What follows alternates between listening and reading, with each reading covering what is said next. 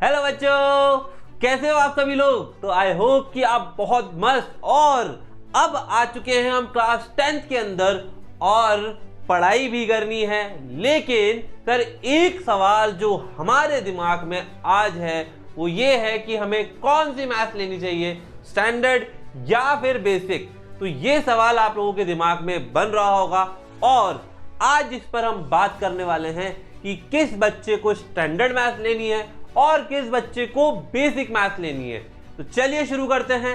And तक देखिएगा, सारी चीजें बताऊंगा कि क्या क्या चीजें जरूरी है और क्या क्या चीजें हमें याद रखनी है बेसिक और स्टैंडर्ड लेते समय।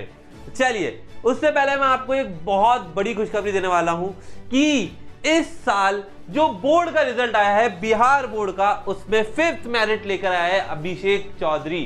तो आप सोच सकते हो यार, अगर आप भी बिहार बोर्ड से हो तो एक बार इस बच्चे के लिए बोल दो यार, ओपी कर दो एक बार, ठीक है। और जिसको बिहार बोर्ड वाले वो चाहते हैं कि यार सर मेरे को फर्स्ट रैंक चाहिए, सेकंड रैंक चाहिए, वो चैट बॉक्स में डाल देना, ठीक है।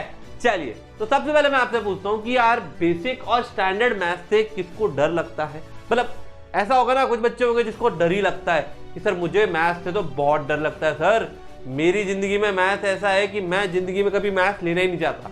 और कुछ बच्चे होंगे जिनको लगता है कि सर मैथ्स तो मेरी फेवरेट है, मेरे को बहुत प्यार है।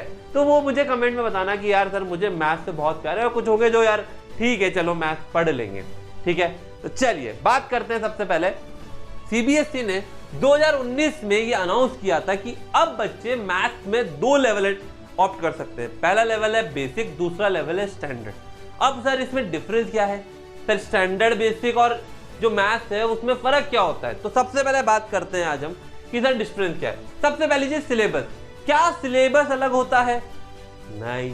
तो सिलेबस तो सर सेम होता है। क्या है सर? सिलेबस तो सेम होता है। फिर क्या पैटर्न में कोई फर्क होता है सर? क्या पेपर पैटर्न अलग अलग आएगा? नहीं, पेपर पैटर्न भी सेम होगा सर, बिल्कुल एज इट इज। जो पेपर पैटर्न स्टैंडर्ड में होगा वही पेपर पैटर्न बेसिक में होगा। तो ऐसा मत सोचना कि सर कोई डिफरेंट होगा। फिर बात करते हैं सर रेफरेंस बुक की कोई जरूरत पड़ती है क्या। तो हाँ, यहां पर डिफरेंस आ जाता है कि अगर आप बेसिक लेते हो तो आपको सिर्फ NCERT ही करनी है, वो कर ली तो सफिशिएंट है। इससे ये आप 95+ ला सकते हो, बट ये पूरी अच्छे से होनी चाहिए। लेकिन स्टैंडर्ड मैथ्स के लिए आपको कुछ रेफरेंस बुक चाहिए, ठीक है, रेफरेंस बुक चाहिए, प्लस आपको NCERT के एग्जाम्पलर्स भी करने पड़ेंगे, ठीक है। पहले तो हम इसकी बात कर लेते हैं।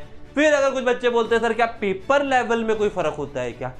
यस, पेपर लेवल में बहुत ज्यादा फर्क हो सकता है और हो सकता है कि कुछ ज्यादा फर्क भी ना हो। लेकिन अभी तक हमने जब तक देखा है 2019 से लेके अभी तक, तो पेपर पैटर्न में काफी डिफरेंस होता है, ठीक है। इसका जो पेपर लेवल होता है वो होता है बहुत इजी, मतलब मैं कह सकता हूं काफी इजी होता है, बहुत आसानी से स्कोर होता है।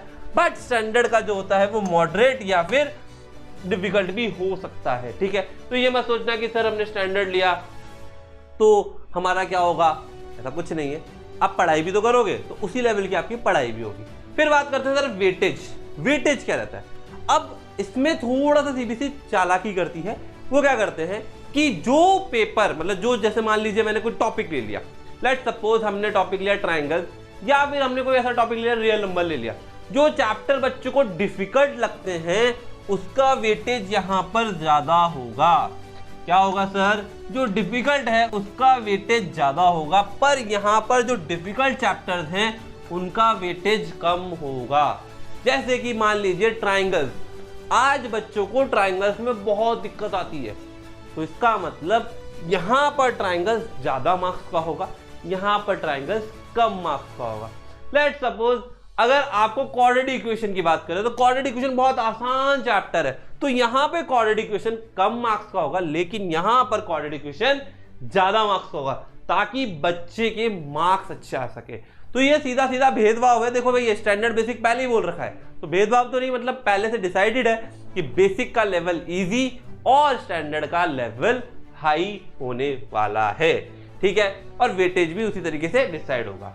अब अगर मान लीजिए कोई बच्चा बेसिक लेकर 10th में पढ़ रहा है, अगर कोई बच्चा बेसिक लेकर 10th में पढ़ रहा है और उसका इंटरेस्ट जाग गया, लेट्स सपोज उसको मैथ से प्यार हो गया, तो क्या वो 11th में मैथ ले सकता है, मतलब नॉर्मली मैथ ले सकता है या पीसीएम में जा सकता है? तो इसका जवाब है नहीं। अगर उसे बेसिक मैथ ली है तो वो क्लास 11th में मैथ नहीं ले सकता एट एनी कॉस्ट। ठीक है, कुछ बच्चे होते हैं जिनको मैथ से डर लगता है, वो बेसिक लेके पढ़ लेते हैं, लेकिन जब 11th में जाते हैं उन्हें लगता है यार मुझे मैथ से प्यार हो गया, अब क्या करूं? अब उसको मैथ लेने का ऑप्शन नहीं बचा। अगर मान लीजिए आप फेल हो गए, ऐसे नहीं होना चाहिए यार, ठीक है, अगर मान लो, मानने में क्या जा रहा है, अगर मान लो कोई बच्चा मैथ्स में फेल होता है और उसके पास बेसिक मैथ्स है, ठीक है, तो उसकी कंपार्टमेंट में जो पेपर होगा वो बेसिक का ही होगा। और अगर मान लीजिए कि आपके पास स्टैंडर्ड मैथ्स थी और अगर आप फेल हो गए तो आपका जो अब एग्जाम होगा वो बेसिक मैथ्स का ही होगा। अब आपको स्टैंडर्ड देने का मौका नहीं मिलेगा और अगर आप बेसिक दोगे तो फिर आप 11th में मैथ्स नहीं ले पाओगे। ये बहुत बड़ी दिक्कत है। कई बार बच्चे सोचते हैं कि यार कोई बात नहीं स्टैंडर्ड ले लेते हैं, लेकिन फिर फेल हो जाते हैं तो फिर दिक्कतें सामना करनी पड़ती है और 11th में फिर थोड़ा सा मूड मतलब माइंड मेकअप करना पड़ता है कि यार मुझे अब मैथ्स से दूर होना पड़ेगा, नॉन मैथ्स वाली स्ट्रीम ही चूज करनी पड़ेगी। ठीक है, अब बात करते हैं सर स्टैंडर्ड किसको लेनी है और बेसिक किसको लेनी है और क्यों लेनी है, क्या क्या इसके मतलब साइड इफेक्ट हो सकते हैं, क्या क्या इसके फायदे हो सकते हैं, तो वो बात करते हैं। अब अगर आप मुझसे पूछोगे कि सर अगर मुझे लेनी है तो मैं क्या लूं, तो मैं आप लोगों को सजेस्ट करूंगा कि आप लोग स्टैंडर्ड मैथ ही लेवें।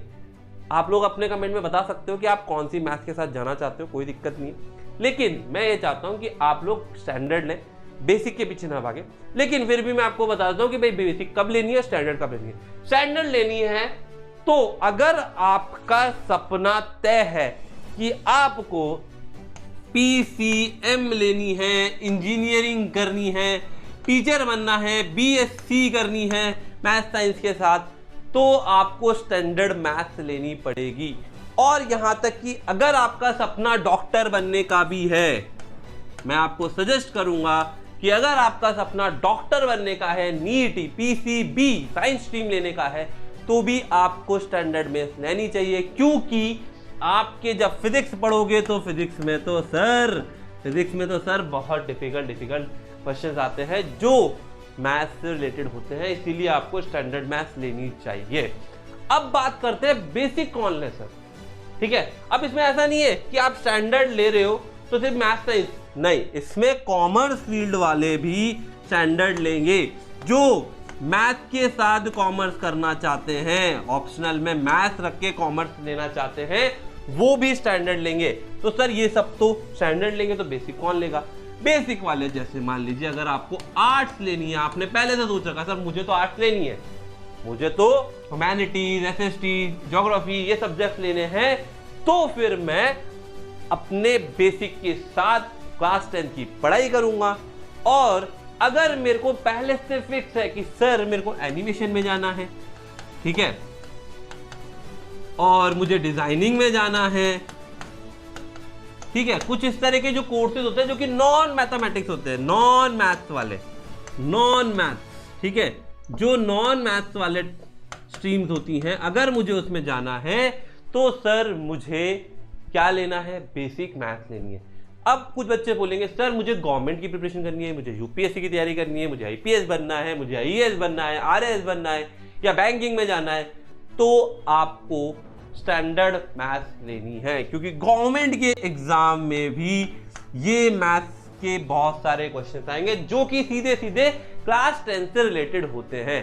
ठीक है, तो आप लोगों को इस चीज का ध्यान रखना है कि भाई स्टैंडर्ड किसको लेनी है, बेसिक किसको लेनी है। ठीक है, तो अब आपको मैं बताता हूं कि आप ई सरल से क्या क्या फायदे उठा सकते हो। भाई ई सरल का चैम 2024 एकमात्र ऐसा कोर्स है जो कि आपको daily live, daily recorded classes दे रहा है, आपके अकॉर्डिंग शेड्यूल मिलेगा और 5 layer mentorship, 5 layer doubt solving और भाई ओवरऑल डेवलपमेंट, जो कि शायद ही कोई आपको दे सकता है।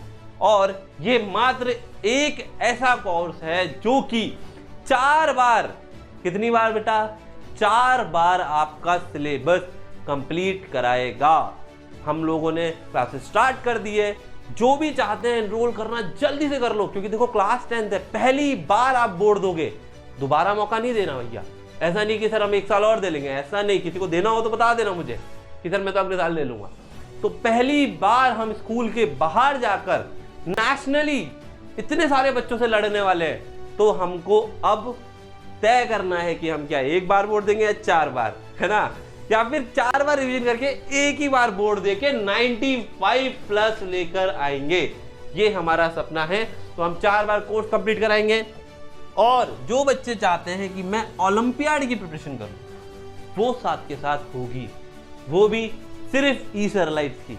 और इसमें एक हमारा नारा है कि नो नीड ऑफ ट्यूशन, किसी को ट्यूशन की नीड नहीं पड़ेगी। ठीक है, तो चलिए अब आप बात करते हैं क्या सर ये डबल पावर क्या है। डबल पावर का मतलब है कि भाई जो रिकॉर्डेड भी है और लाइव भी है, मतलब आप जैसे चाहो वैसे पढ़ सकते हो। रिकॉर्डेड ऐसा कंटेंट है जो आपको पूरे इंडिया में कहीं नहीं मिलेगा। बेस्ट एनिमेटेड विजुअलाइजेशन वाले वीडियोस जो कि शायद आपको कहीं और ना मिल सके। तो ऑल द बेस्ट। जिसको भी फोड़ना है कमेंट में बता दो कि सर मैं तो फोड़ कर आऊंगा बोर्ड। ठीक है, तो चैनल को सब्सक्राइब कर लो, वीडियो को लाइक कर को शेयर करना मत भूलिएगा। ऑल द बेस्ट बच्चों, बाय एंड टेक केयर।